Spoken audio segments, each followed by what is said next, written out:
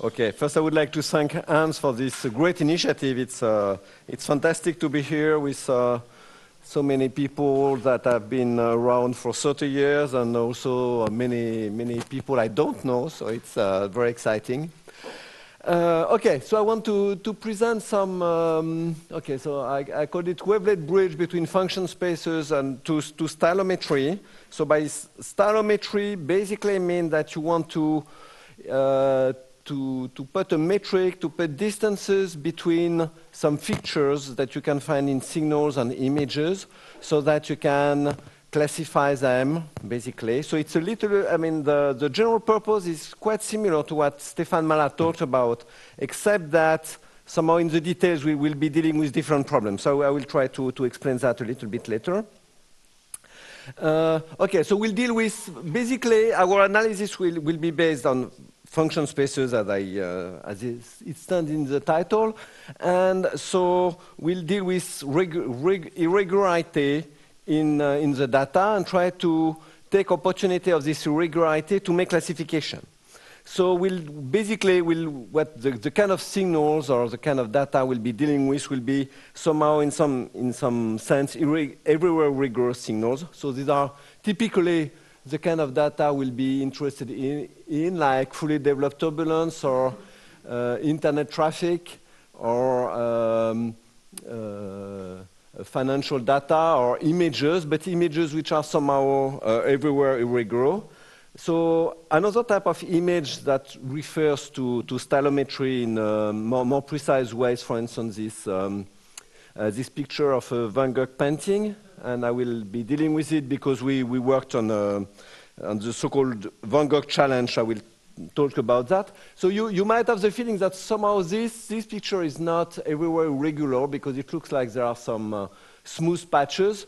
But if you select a patch and you look at it, so we're just selecting the right channel here, and you look at it as a function pixel by pixel, you realize that actually what looks smooth in a way is also a very everywhere irregular function in some sense. So this is to say that this kind of data somehow fit in this general framework of everywhere irregular data.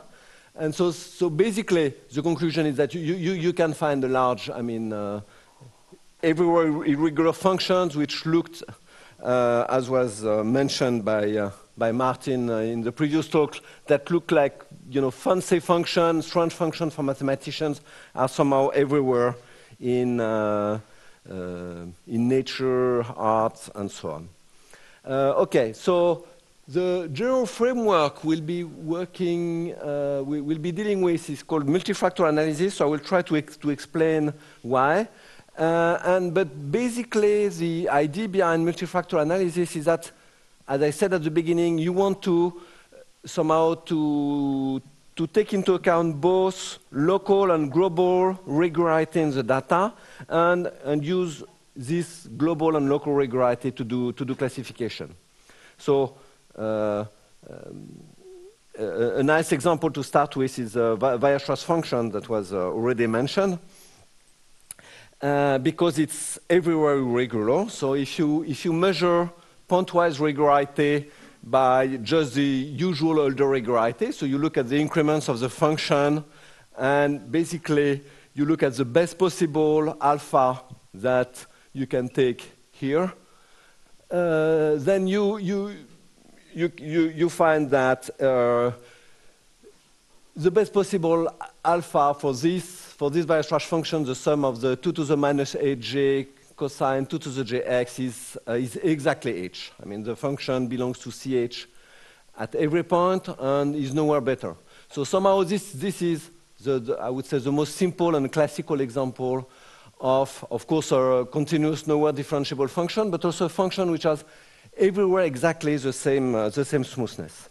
So another example, which is more, of course, more fitting to signal processing is Brownian motion, and you have exactly the same result. The pointwise Holder exponent is everywhere 1/2. So this is another example. And other examples are these fractional Brownian motion, which somehow extend to different values of the regularity parameter, the standard Brownian motion. And you get exactly the same result, that the regularity is everywhere the same. Okay, so we start with a problem that was raised actually by Kolmogorov in the 1940s. If you have, which is exactly the following: if you have some data that you have picked somewhere, and you would like to know if this type of stochastic processes are a good model for your data, how can you decide that on some, I would say, parameters which are related with the smoothness, and that would take into account the fact that somehow these data have everywhere the same regularity, so it's not any model, it's a very specific model. Okay, and Kolmogorov invented a tool which is still used now in some fancy form, but the very basic is very one, and it's the following one. You look at increments, little increments of the function to the p, and you look how they scale when the size of the increments goes down to 0.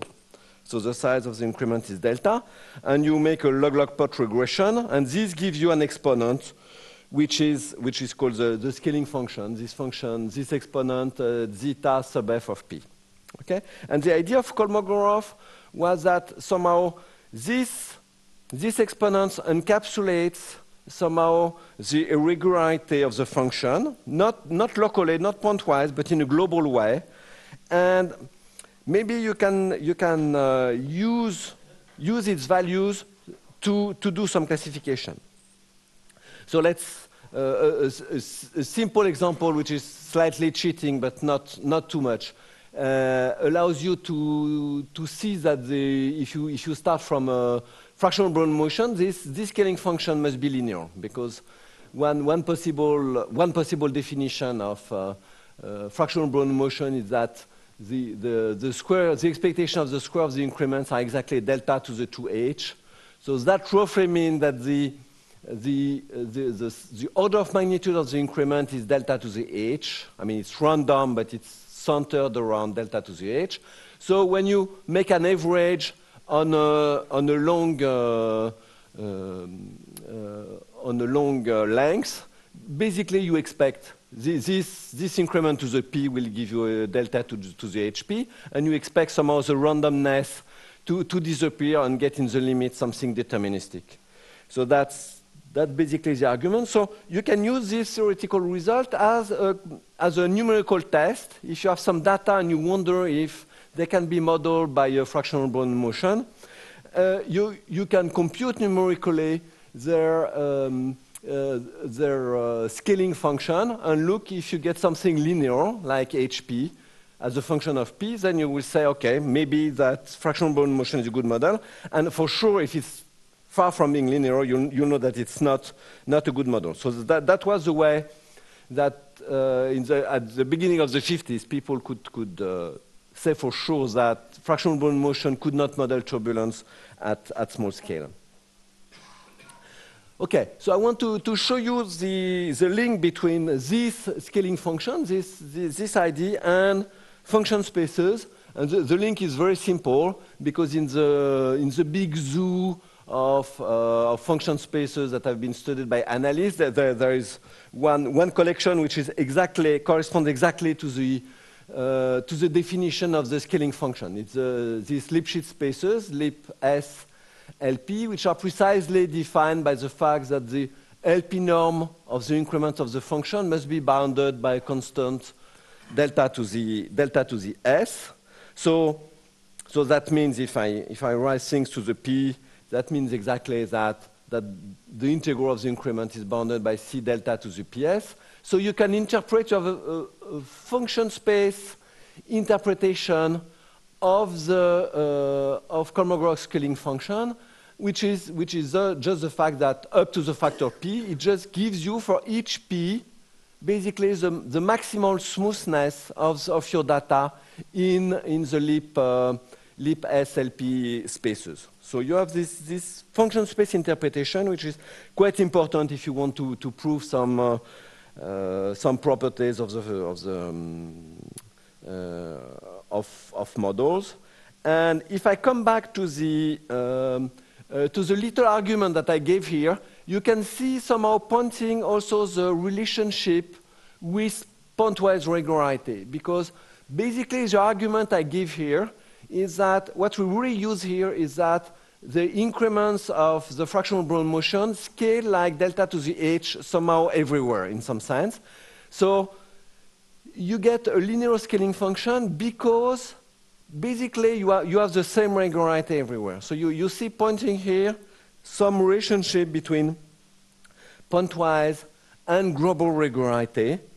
And the fact that basically if the pointwise regularity is everywhere the same, then the scaling function must be linear. And this is a very important idea that will come back. Okay, so let me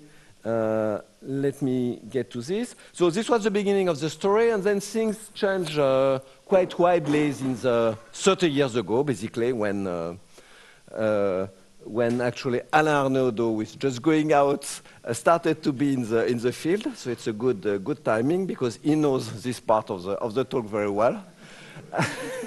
And when wavelet techniques came into the picture. So at the very beginning, I think, okay, Alain could confirm that it was, his idea was, I would say, more practical. The fact that in Kolmogorov scaling function, taking increments is not something very stable. If you have some noise on the data, it will make the log-log plot regressions not so efficient. And the first purpose was basically, I would say, a numerical improvement of the method and the computation of scaling function. But as you will see, it came to much more, and really the wavelet ideas gave some ideas about new scaling functions and new ways to do classification. So somehow the tool changed the framework in which people were working. So I guess everybody knows everything about orthonormal wavelet basis. This is basically just to give you my notations. So I use a contraction of by a factor 2 to the j. So half of the room, you should think of my j as your minus j. But for mathematicians, it is the thing. And the other point you should be careful about is the normalization. I don't use the L2 normalization, but the normalization which is, I would say, natural to measure to measure Hölder regularity. Okay, I waited too much here.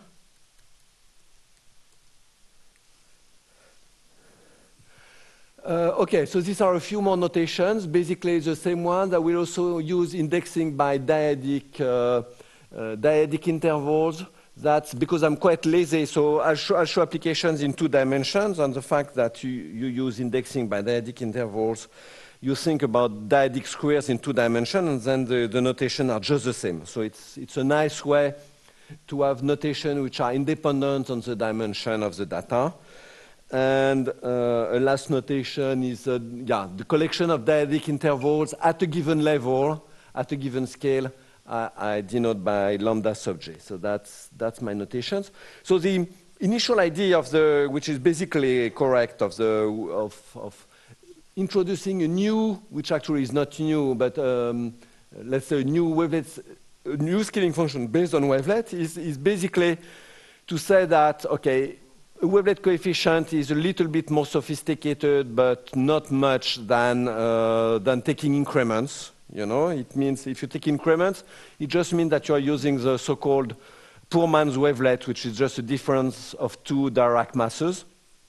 So it's natural to replace the increment by wavelet coefficients, and then basically, then instead of integrating increments to the p, you just sum at a given scale wavelet coefficient to the p, and you also do a log-log plot regression. 2 to the minus g is the scale, so h to the minus z-type of p becomes 2 to the minus j-type of p j. And this heuristic is basically correct. So what you can prove is that you, when p larger than 1, you mathematically you get exactly the same scaling function as Kolmogorov scaling function. So theoretically, it doesn't change anything. A good point is that if you want to prove some mathematical results, you cannot use Kolmogorov's formula for p less than 1, though in application it usually works, but it's a kind of little miracle. And this makes sense for p less than 1. So you have a little bonus using wavelet, which is that you can go down to p down to 0, and you don't get exactly the same function spaces as before, but you have some embeddings between these Bézard spaces and the Lipschitz spaces, which tell you that you have actually the same scaling function. Okay, so basically, this is you can see that first as a kind of nice mathematical framework, which is a little bit more robust than Kolmogorov scaling function.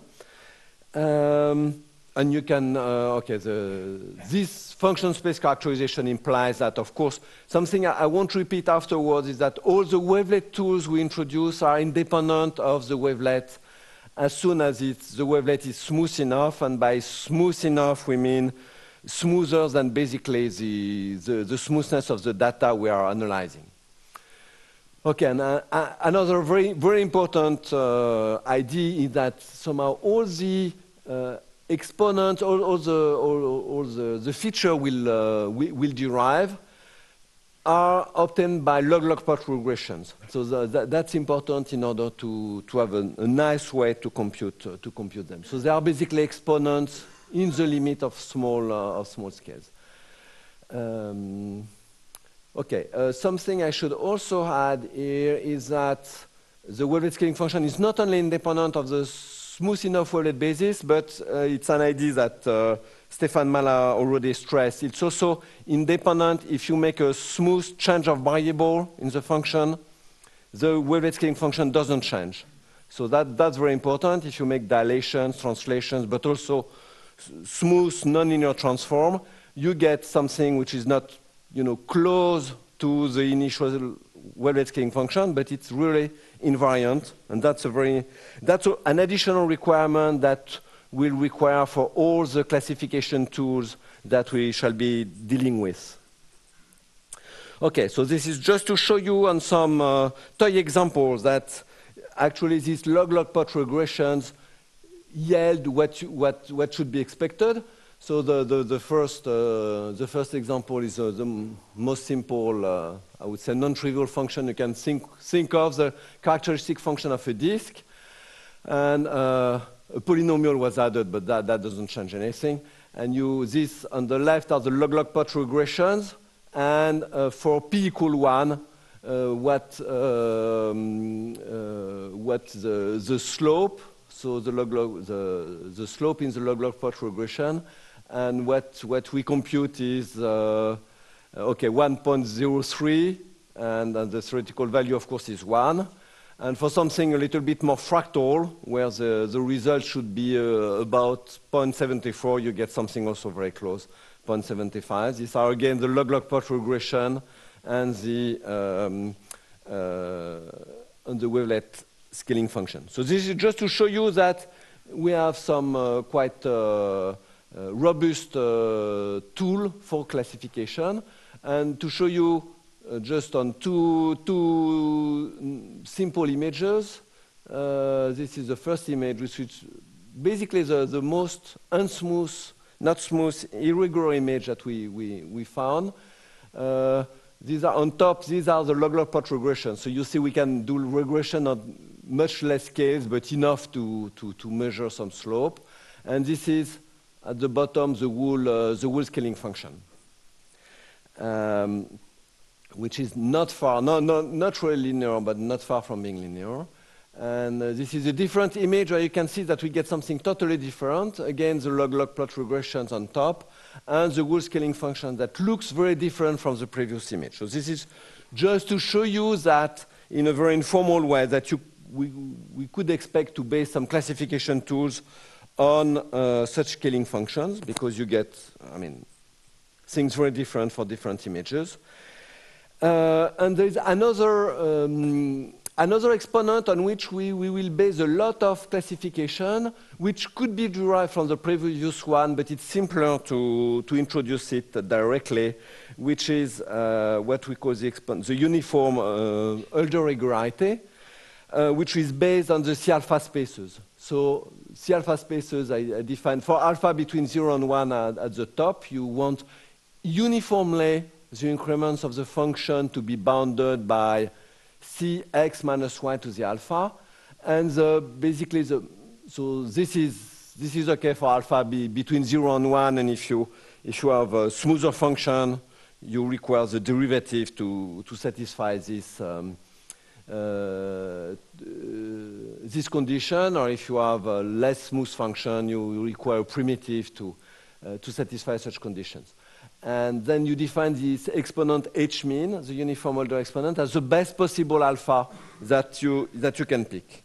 So actually, you can also compute it by log-log plot regressions in a very simple way. You compute at each scale the largest wavelet coefficient, and you make a log-log plot regression. So in a funny way, this should be quite unstable, because you might expect the largest wavelet coefficient to be not a very trustable value, but you will see that for a reason that I don't really understand, it's very efficient to do some classification. Another purpose of this exponent, which is not classification, but I would say more testing models, is that it has, as all these exponents, it has a function space interpretation, and that's important. And for instance, if it is positive, it means that you have some uniform Hölder regularity, so in particular the data are continuous. And if it is negative, then the data are not continuous, not even locally bounded. So for instance, this is a funny application that we did on this stock exchange data, I mean euro versus dollar on 8 years. And what we were wondering is that there are some models now that assume that, I mean, they are based in some way on Levy processes and assume that you have a dense set of discontinuities on such data. So testing the h-mean makes sense. And what we obtain, as you see, is that it's kind of oscillating. We computed this h-mean using the previous formula on windows of 3 months. Sometimes it's quite close to 0, but most of the time it's really, I mean, significantly far away from 0. So you can see that it's where the data are Hölder continuous, I would say most of the time between 0.1 and 0.4. So in particular, they are continuous, and so you cannot realistically model such data using models that have jumps. So that's a kind of, I would say, qualitative output of such methods. Let me just show you another application of the h-mean on heartbeat intervals. So comparing, so these are the time between 2 consecutive heartbeats of someone during 1 full day, 24 hours, comparing an healthy heart and people who have heartbeat failure. And it's interesting to notice that quite systematically, if you compute the h-mean, so these are the log-log plot regressions, you see a significant difference between healthy and non-healthy heartbeats. So here also I mean we acknowledge, but we don't have an interpretation. It's hard to give an interpretation of these exponents on why they differ. But it's somehow it's a good classification parameter for this problem. H-mean negatives means more irregularity in some way. So strangely, this one I think looks more irregular than the second one. So you should always remember that These are log-log plot regressions on a certain number of scales. So it means that somehow, on a few scales, you have, yes, you have more variability in some way. It doesn't mean that ultimately the data are more or less. It's something which is, I would say, we measure something which is not very well, at the end, not very well defined mathematically, which is a kind of regularity in a given range of scales. And that's very important to remember. For instance, for turbulence data, this is really, I mean, the physics is there. It doesn't tell you anything about the limit of small scales, and you always measure. So it's always a kind of regularity. Okay, time is passing by, so maybe I'll go back quite quickly, just mentioning that, okay, this scaling function and this h-mean are quite good, but not good for everything, and you have to introduce new ideas to get new classification parameters. So the ideas are really multifactor analysis and were introduced by these two guys. And basically, you want to stick more to pointwise regularity. So this is, again, the definition of pointwise regularity. And the idea of Frisch and Parisi at the basics of multifactor analysis is that basically you want the scaling functions should give you some information about what they call the multifactor spectrum, that is the size of the set of points with a given order exponent. And if you think, let me go quickly on that.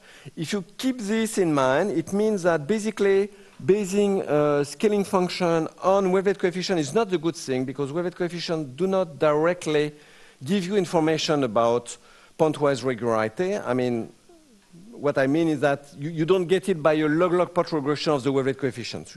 If you want that, you have to use local suprema of the wavelet coefficients on little boxes like that. So the next idea, this is an image in 2D where you make, if you think of the wavelet coefficients as a kind of layers at different scales, you make a supremum on this red box. And so you replace the wavelet scaling function by a new formula where the wavelet coefficients become these wavelet leaders, this d lambda. And the new function you get as a regression, so you have new function spaces behind, which we call the oscillation spaces. And basically, okay, the important information is that now you can relate this spectrum of singularities, this dimension of set of points with a given order regularity, with a Legendre transform of this scaling function. And okay, so I'm almost through. So yeah, I'll finish maybe by showing a few applications. So this is the first application where you get a straight line for the scaling function. And that means, coming back to the initial problem I mentioned about Kolmogorov's problem, that if you get a straight line, that means that everywhere your data have exactly the same regularity. So this is typically a situation where Kolmogorov would have been happy, because it means that you can model probably this internet traffic data by a fractional Brownian motion, or at least by data which have everywhere the same regularity. Okay, and okay, just to go, I'll stop there. I just wanted to mention that it's hard to use a wool function to make classification. So basically, we extract either from the scaling function or its Legendre transform. This is more Legendre transform. A few parameters on which to do classification. So you have the h-mean, which is actually the point where the spectrum begins, which I already introduced. The h-max is where it ends. The C1 is basically where it's centered. And the C2 measures somehow the width of the spectrum. So basically, if you fit a parabola, it will be the factor of x2 in the parabola. And sometimes you have to go to the factor of x3 in your fitting, and that's the C3. And okay, maybe I'll stop there. Basically, coming back to my stylometry challenge at the very beginning, the idea is that you want to use these 5 parameters as I mean, using a distance between these 5 parameters will allow to give you to do some classification in quite a sharp way, because it will tell you that basically the whole structure of the singularities of the data fit those of another signal. Thank you.